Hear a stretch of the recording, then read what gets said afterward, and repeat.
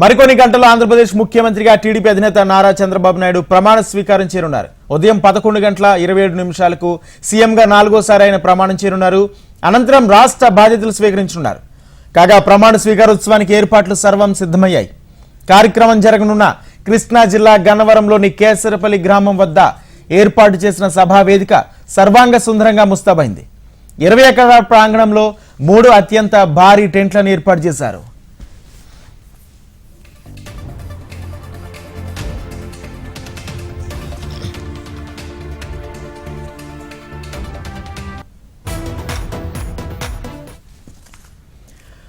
అతిథులు వీవీఐపీల కోసం ప్రత్యేకంగా గ్యాలరీలను ఏర్పాటు చేశారు. ఇక వేదికపై 60 మంది కూర్చునేలా ఏర్పాటు చేశారు. వేదిక అత్యంత సర్వాంగ సుందరంగా తీర్చిదిద్దారు. కాగా టీడీపీ, జనసేన, బీజేపీలకు చెందిన కార్యకర్తలు, శ్రేణులు 50,000 మంది వరకు వస్తారని అంచనా వేస్తున్నారు. రాజధాని కోసం భూములు ఇచ్చిన రైతుల కోసం ప్రత్యేకంగా ఒక గ్యాలరీని సిద్ధం చేశారు.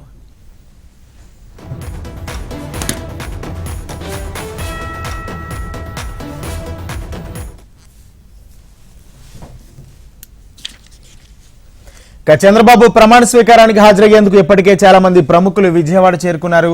నారా, నందమూరి మెగా ఫ్యామిలీల సభ్యులు మంగళవారం రాత్రే విజయవాడ చేరుకున్నారు. ఇక ప్రత్యేక ఆహ్వానితులు వీవీఐపీలు, వీఐపీలకు ప్రత్యేక పాసులు జారీ చేశారు. ఈ కార్యక్రమానికి విదేశీ, జాతీయ స్థాయి అతిథులు రానున్నారు. మరోవైపు భారీ స్థాయిలో పార్టీ కార్యకర్తలు, ప్రజలు తరలివచ్చే అవకాశం ఉండడంతో సభ కోసం పెద్ద ఎత్తున ఏర్పాటు చేశారు. ప్రజలందరికీ సభా వేదికపై దృశ్యాలు కనిపించేందుకు భారీ ఎల్ఈడి స్క్రీన్లను కూడా ఏర్పాటు చేశారు.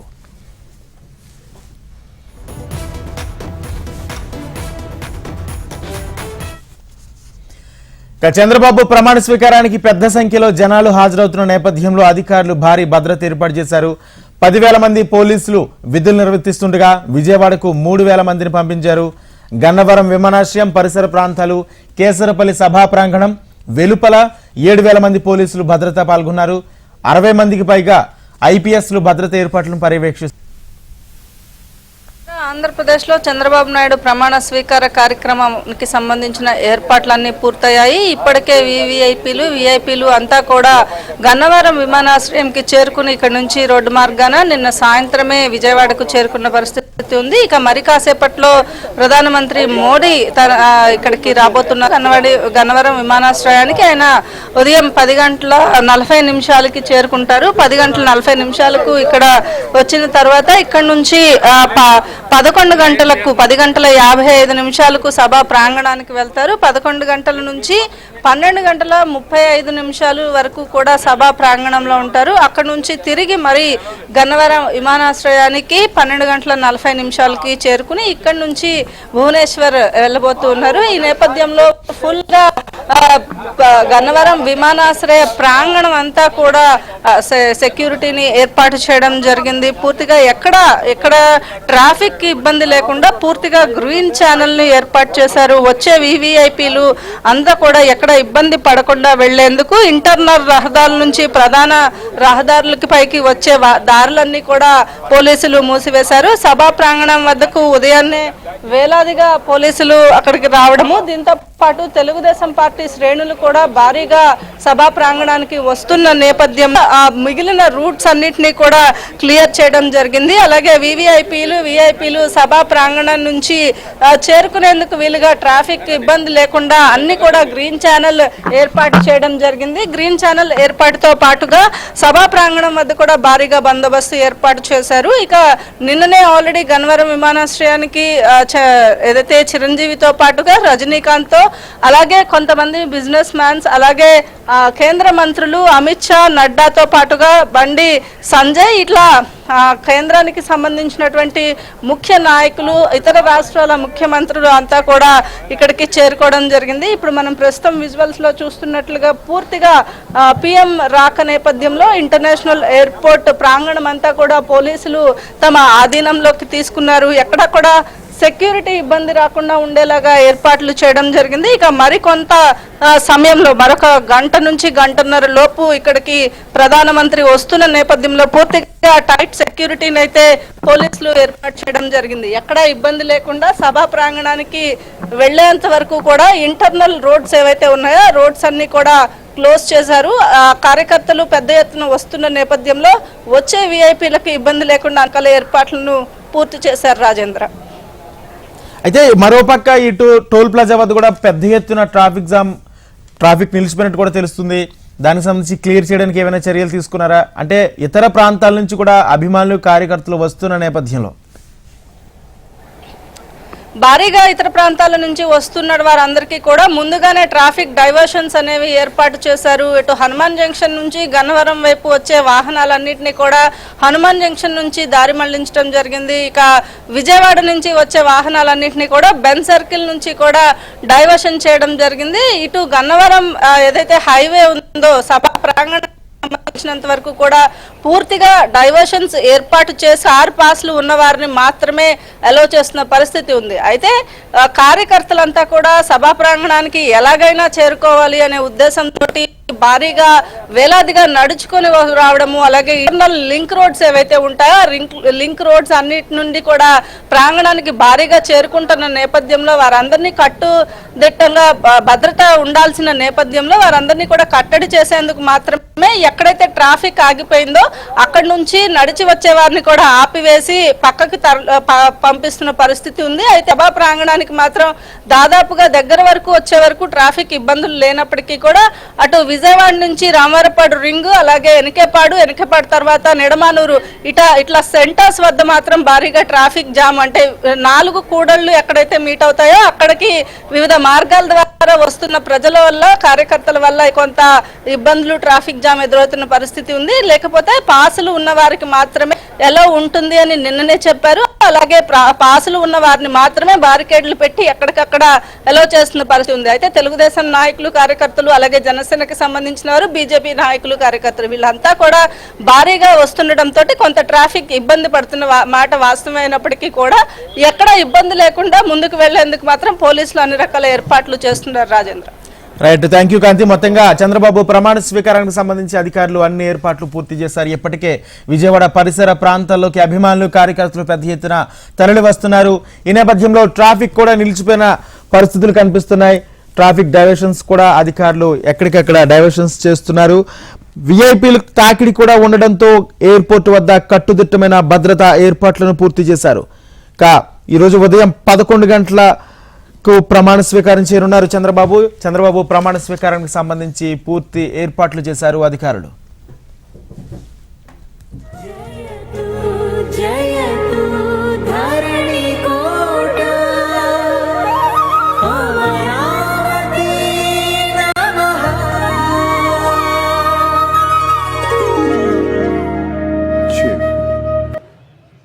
శ్రీ గురుభ్యో నమః.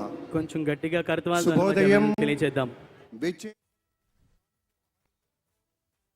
ఆంధ్రప్రదేశ్ రాష్ట్ర పౌరమిత్రులు అందరికీ పేరు పేరున హార్దిక స్వాగతం పలుకుతూ ఉన్నాం.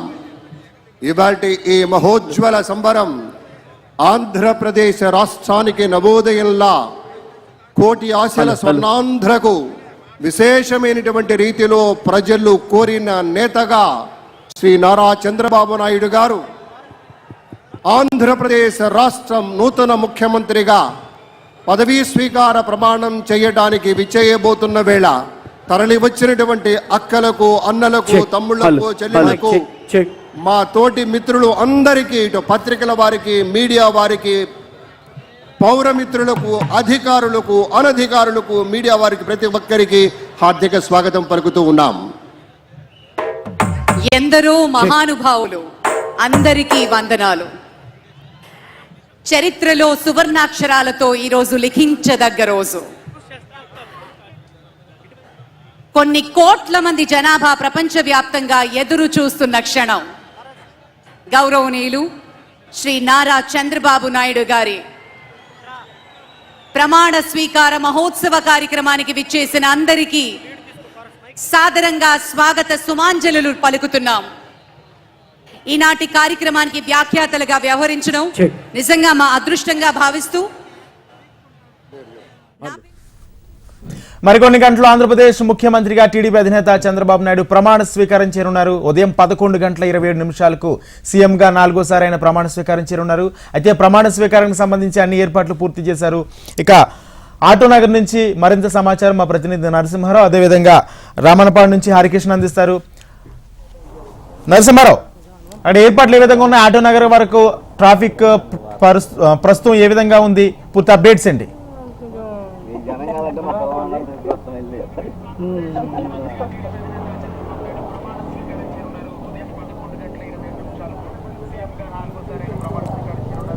నరసింహారావు,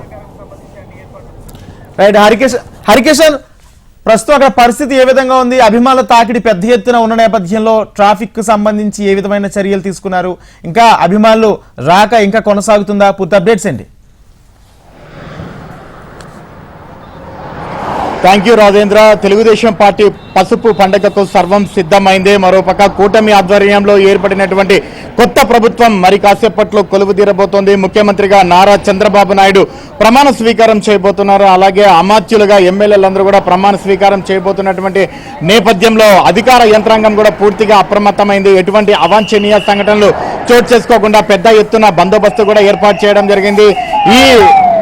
ఈ పండుగకు పెద్ద ఎత్తున ఇతర ప్రాంతాల నుంచి కూడా భారీ సంఖ్యలో అలాగే అభిమానులతో పాటు పార్టీ కార్యకర్తలు, నేతలందరూ కూడా తరలి వస్తున్నారు. మరోవైపు దేశ ప్రధాని నరేంద్ర మోడీతో పాటు దేశ హోంశాఖ మంత్రి అమిత్ షా, అలాగే మంత్రులతో పాటు ఇతర రాష్ట్రాల సీఎంలు కూడా హాజరవుతున్నారు ప్రత్యేక అతిథులుగా. మరోవైపు ఇటు నారా కుటుంబం, నందమూరి కుటుంబం, అలాగే మెగా ఫ్యామిలీ కుటుంబం, వారికి సంబంధించినటువంటి ముఖ్యమైన వ్యక్తులతో పాటు వారి అభిమానులందరూ కూడా హాజరు కాబోతున్నారు.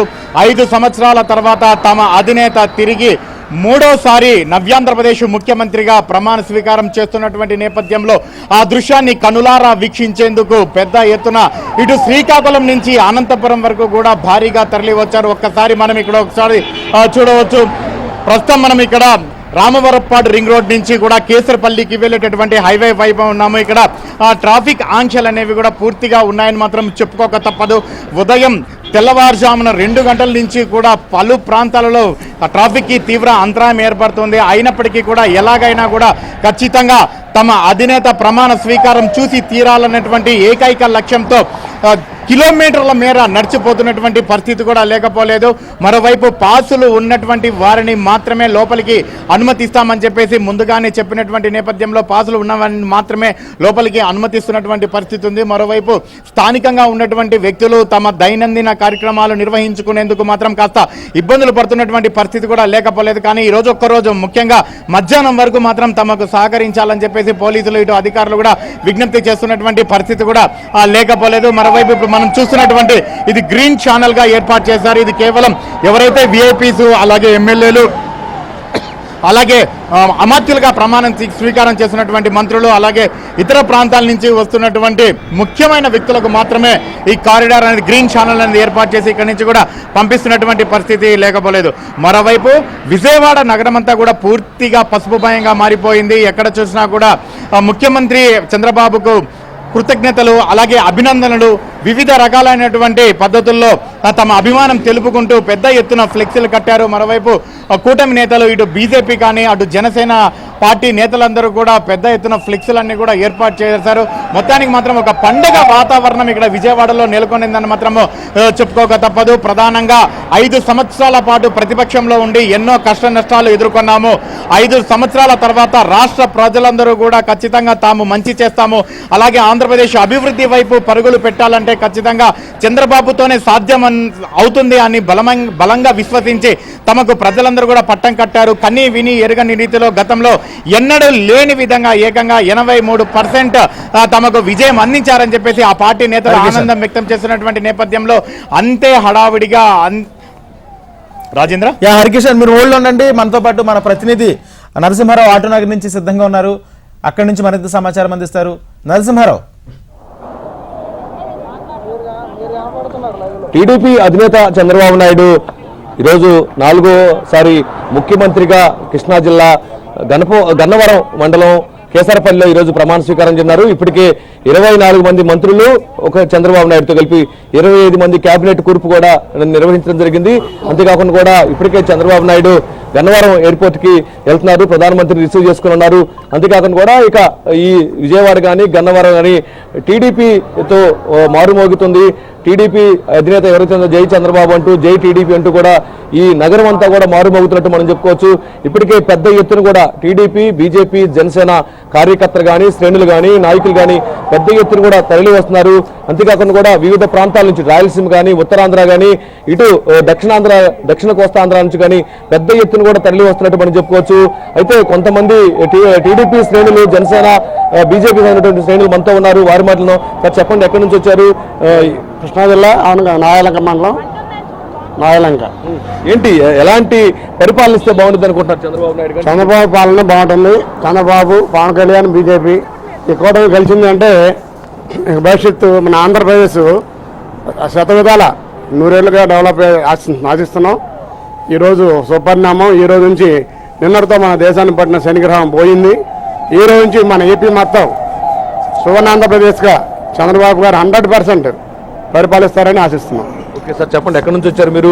ఈ రాష్ట్రంలో ఎలాంటి పరిపాలన? మేము అనంతపురం జిల్లా నుంచి వచ్చాము, ఉరుకొండ కాన్స్టిట్యూషన్ నుంచి వచ్చాము. ఇప్పుడు చంద్రబాబు పరిపాలన స్వర్ణాంధ్రప్రదేశ్గా అభివృద్ధి చేయడానికి ఆయన శాయశక్తుల ప్రయత్నం చేస్తాడు. రాబోయే రాష్ట్రానికి మంచి రోజులు వచ్చినాయని చెప్పి మేము ప్రజల సంతోషంగా ఉన్నాం. ఓకే, అంటే ఇచ్చినటువంటి హామీలు అమరావతి కానీ, పోలవరం కానీ, రోడ్లు కానీ ఎలాంటి పరిపాలన మీకు ఏం ఆశిస్తున్నారు ప్రజలు కూడా? మేము రైతులు సుఖంగా ఉండాలి, యూత్కి మంచి ఉద్యోగాలు సదుపాయాలు కల్పించాలని ఆయన మనసు కూడా అదే ఉంది. రాష్ట్రానికి అభివృద్ధితో పాటు ప్రజలకి, ఉద్యోగస్తులకి మంచి జరుగుతుందని చెప్పి మేము ఆశిస్తున్నాం. ఓకే సార్, చెప్పండి, ఎక్కడి నుంచి వచ్చారు? ఏంటి ఈ రాష్ట్రంలో ఎలాంటి పరిపాలన ఉండాలని కోరుకుంటున్నారు? టీడీపీ ఎలాంటి పథకాలు కూడా ఇవ్వాలని? టీడీపీ ఇంతకుముందు రైతులకి ఏమి ఉండలేదు సార్. ఇప్పుడు రైతులకి అన్ని విధాల సబ్సిడీ కానీ, పైపులు కానీ, ఇరిగేషన్లో అన్ని సదుపాయాలు చేసే కెపాసిటీ చంద్రబాబు నాయుడుకి ఉంది. చంద్రబాబు నాయుడు మంచిది చేస్తాడని అందరూ ఆశిస్తున్నాం. ఓకే అమ్మ, చెప్పండి, ఎక్కడి నుంచి వచ్చారు మీరు? ఏం ఆశిస్తున్నారు ఈరోజు రాష్ట్ర ప్రభుత్వం ఎలాంటి పథకాలు ఇవ్వాలని రైతులకు కానీ? ఊరేనండి, ఇటు నుంచి వెహికల్స్ కూడా వెళ్ళనివ్వట్లేదు. అందుకని చెప్పి వెయిట్ చేస్తున్నారు, ఎవరన్నా రిక్వెస్ట్ చేసి వెళ్ళొచ్చు అని. మంచి పరిపాలన, అమరావతి నిర్మాణం, భారీ పరిశ్రమలు వస్తే యూత్కి కూడా మంచి ఉద్యోగాలు వస్తాయి అనేది మా అందరి ఆకాంక్ష అండి. ఇప్పుడు ఇళ్లలో ఎక్కడ చూసినా కానీ కొంచెం ఏజ్డ్ వాళ్ళే మిగిలిపోయారు, కానీ పిల్లలందరూ దేశాలు ఉంటా, రాష్ట్రాలు ఉంటా, హైదరాబాద్ అటు ఇటు వెళ్ళిపోయారు. వాళ్ళందరూ వలస వెళ్ళిన పిల్లలందరూ వస్తే అందరికీ బాగుంటుంది కదా అని మా ఆలోచన.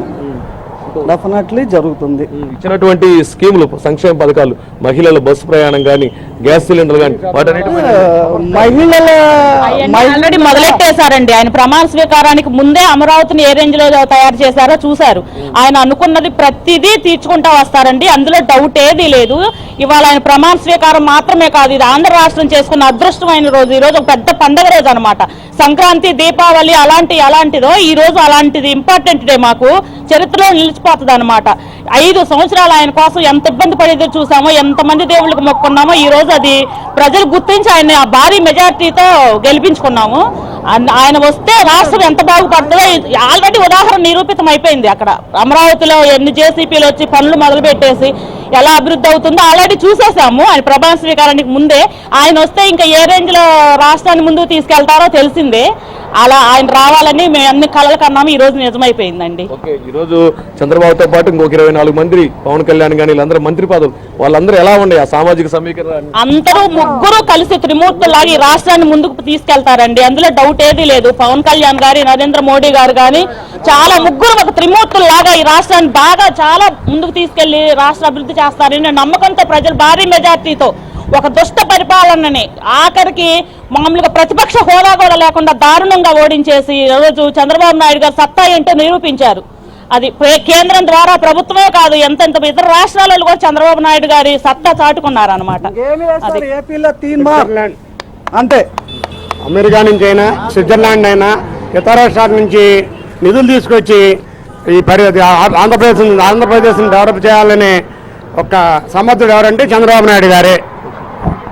ఓకే, సో ఇది మనం చూసుకుంటే మొత్తానికి ఈరోజు టీడీపీ అధినేత చంద్రబాబు నాయుడు ప్రమాణ స్వీకారానికి యావత్తు కూడా తరలి వస్తున్నట్టు మనం చెప్పుకోవచ్చు. అంతేకాకుండా కూడా చంద్రబాబు నాయుడు ఇచ్చినటువంటి పథకాలు ఏవైతే ఉన్నాయో అవన్నీ కూడా అమలు చేస్తారు. ఈరోజు బీజేపీ సహకారంతో జనసేన టీడీపీ పార్టీలతో ఈరోజు అభివృద్ధి చెందుతుంది అమరావతి రాజధాని, ఇటు ఆంధ్రప్రదేశ్ రాష్ట్రం అని చెప్పేసి కూడా చెప్తున్నారు. మరోవైపు ఇక ప్రధానంగా మనం చూస్తే మాత్రం ఇప్పటికే చంద్రబాబుతో పాటు 24 మంది మంత్రులు కూడా ప్రమాణ స్వీకారం చేశారు. ఇక సామాజిక సమీకరణాలు కూడా చూస్తే మాత్రం 8 మంది బీసీలు ఉన్నారు. అంతేకాకుండా కూడా ఒక ఎస్టీ, ఒక ఎస్సీ, అంతేకాకుండా కూడా మైనార్టీ నుంచి ఒక్కొక్కరు, ఇలా అనేక సామాజిక వర్గాలు కూడా అందరితో సమానం చేస్తూ కూడా ఈరోజు కేబినెట్ ఉన్నట్టు కూడా మనం చెప్పుకోవచ్చు. మరోవైపు 17 మంది ఫ్రెష్ గా ఎవరైతే గెలిచారో వాళ్ళని కూడా కేబినెట్ తీసుకున్నట్టు మనం చెప్పుకోవచ్చు. ఇక అన్ని రకాలుగా మనం చూస్తే మాత్రం ఈరోజు కేబినెట్ కూర్పు కూడా చంద్రబాబు నాయుడు పెద్దన్న పాత్ర పోషించి అన్ని వర్గాలకు కూడా సమానం చేశామని చెప్పేసి కూడా టీడీపీ శ్రేణులు చెప్తున్నారు. సో మొత్తంగా మనం చూస్తే మాత్రం విజయవాడ గన్నవరం మాత్రం ఈరోజు మొత్తం పసుపుమయమైంది. మొత్తం రోడ్లన్నీ కూడా ఫ్లెక్సీలతో కానీ ఇటు అంతేకాకుండా కూడా ఈరోజు ప్రమాణ స్వీకారం చేస్తున్న నేపథ్యంలోనే స్వాగతం చెప్తూ కూడా ఫ్లెక్సీలు కానీ మొత్తం పసుపుమయం చేశారు. మరోవైపు ఇక విజయవాడలోనే ట్రాఫిక్ ఆంక్షలు విధించారు. అంతేకాకుండా కూడా విజయవాడకి ప్రాంతానికి పెద్ద ఎత్తున కూడా తరలి వస్తున్నట్టు కూడా మనం చెప్పుకోవచ్చు. ఇక ముఖ్యంగా మనం చూస్తే కూడా చంద్రబాబు నాయుడు ఈరోజు ఉండవల్లి నివాసం నుంచి నేరుగా గన్నవరం వెళ్ళన్నారు. అక్కడ మోడీని ఆయన రిసీవ్ చేసుకున్నారు. అక్కడ నుంచి నేరుగా ఎక్కడైతే కేసారపల్లి ఉందో అక్కడికి రానున్నారు. అక్కడ కనీసం 11:30 నుంచి 12:30 వరకు కూడా చంద్రబాబు కానీ మోడీ కానీ మంత్రులు కానీ ప్రమాణ స్వీకారం చేసే వరకు అక్కడే ఉంటారు. ఆ తర్వాత తిరిగి ప్రధానమంత్రి భువనేశ్వర్ వెళ్ళనున్నారు. ఆయనకి సెండ్ ఆఫ్ కూడా చంద్రబాబు నాయుడు గన్నవరం ఎయిర్పోర్ట్ నుంచి ఉన్నారు. ఆ తర్వాత చంద్రబాబు నాయుడు తిరిగి ఉండవల్లి నివాసం వస్తే ఫ్యామిలీతో ఈరోజు తిరుపతి వెళ్ళినట్టు కూడా మనం చెప్పుకోవచ్చు. ఇది మొత్తంగా మనం చూస్తే మాత్రం చంద్రబాబు సంబంధించిన షెడ్యూల్ కూడా. Thank you Narasimha Rao, thank you Harikrishna. మొత్తంగా కేసరపల్లి గ్రామం ఈ వద్ద సభా వేదిక వద్ద సర్వాంగ సుందరంగా ముస్తాబైంది. 20 ఎకరాల ప్రాంగణంలో 3 అత్యంత భారీ టెంట్లను ఏర్పాటు చేశారు. చంద్రబాబు ప్రమాణ స్వీకారానికి సంబంధించి కట్టుదిట్టమైన భద్రతా ఏర్పాట్లతో పాటు అనేక ఏర్పాట్లు చేశారు. అయితే చంద్రబాబు ప్రమాణ స్వీకారానికి సంబంధించి ఇటు రాజకీయ నాయకులు అటు సినీ దిగ్గజాలు ఇప్పటికే విజయవాడ చేరుకున్నారు. ప్రముఖుల రాకతో ఇటు హైవే అదేవిధంగా అటు ఎయిర్పోర్ట్లోనూ అనేక ఆంక్షలు విధించారు అధికారులు. ఉదయం 11:27 చంద్రబాబు ప్రమాణ స్వీకారం చేయనున్నారు. అతిథులు విఐపీల కోసం వివిఐపీల కోసం ప్రత్యేకంగా గ్యాలరీలను ఏర్పాటు చేశారు. ఇక వేదికపై 60 మంది కూర్చునేలా ఏర్పాటు చేశారు. వేదిక అత్యంత సర్వాంగ సుందరంగా తీర్చిదిద్దారు. కాగా టీడీపీ జనసేన బీజేపీ కార్యకర్తలకు 50,000 మంది వరకు వస్తారని అంచనా వేస్తున్నారు. రాజధాని కోసం భూములు ఇచ్చిన రైతుల కోసం ప్రత్యేకంగా ఒక గ్యాలరీని ఏర్పాటు చేశారు సభా వేదిక వద్ద.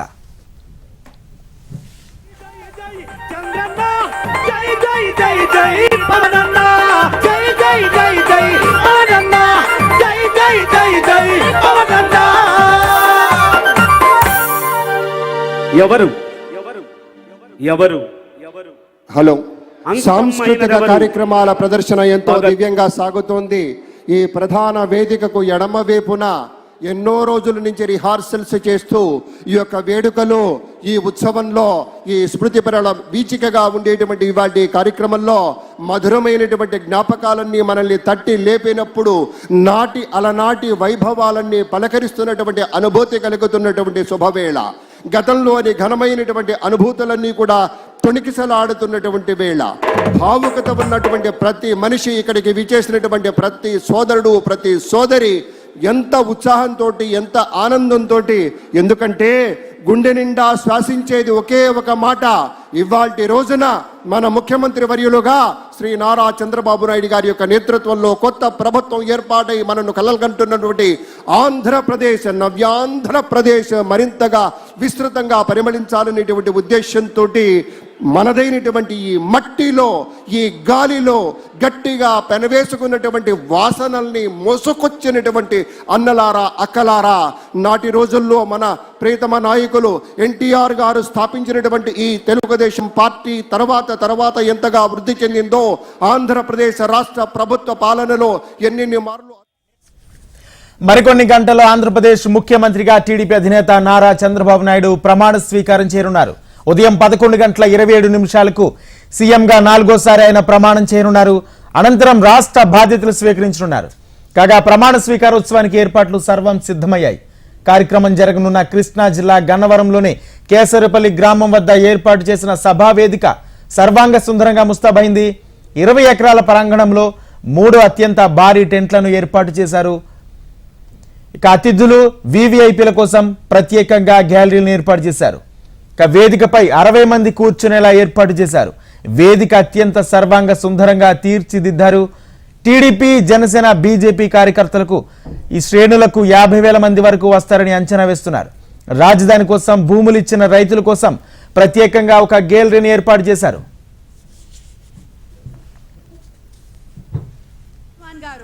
రామ్మోహన్ నాయుడు గారు, మరి అలాగే అనుప్రియా పటేల్ గారు, ఇక పెమ్మసాని చంద్రశేఖర్ గారు, భూపతిరాజు శ్రీనివాస్ వర్మ గారు, బండి సంజయ్ గారు, ప్రఫుల్ పటేల్ గారు, తమిళసై సౌందరరాజన్ గారు, శ్రీ తిరు పన్నీర్ సెల్వం గారు, అలాగే సిద్ధార్థనాథ్ సింగ్ గారు, శివప్రకాష్ గారు, మధుకర్ గారు, ఇలా కేంద్ర మంత్రివర్గంలోని సభ్యులు, ప్రముఖ నేతలు అందరూ ఈ అద్భుతమైన కార్యక్రమానికి వీక్షించడానికి, తమ అభినందనలు తెలియజేయడానికి విచ్చేయనున్నారు.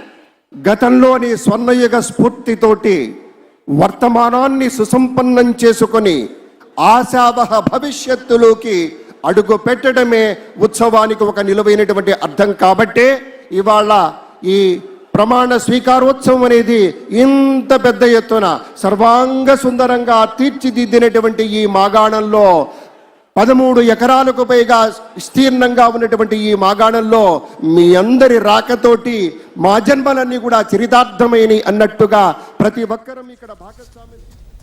చంద్రబాబు ప్రమాణ స్వీకారానికి హాజరయ్యేందుకు ఇప్పటికే చాలా మంది ప్రముఖులు విజయవాడ చేరుకున్నారు. నారా, నందమూరి మెగా ఫ్యామిలీల సభ్యులు మంగళవారం రాత్రి విజయవాడ చేరుకున్నారు. ఇక ప్రత్యేక ఆహ్వానితులు, విఐపీలకు ప్రత్యేక పాసులు జారీ చేశారు. ఈ కార్యక్రమానికి విదేశీ, జాతీయ స్థాయి అతిథులు రానున్నారు. మరోవైపు భారీ స్థాయిలో పార్టీ కార్యకర్తలు, ప్రజలు తరలివచ్చే అవకాశం ఉండడంతో సభ కోసం పెద్ద ఎత్తున ఏర్పాటు చేశారు.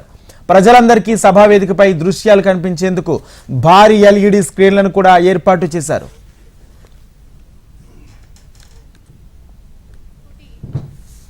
తెలియజేద్దాం. Over to the cultural dais.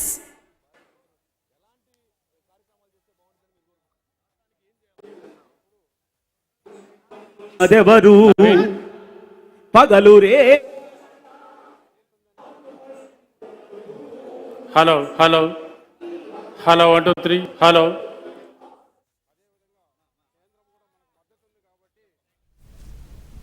ఇవి బులెటిన్ అప్డేట్స్. తాజా అప్డేట్స్ కోసం చూస్తూనే ఉండండి.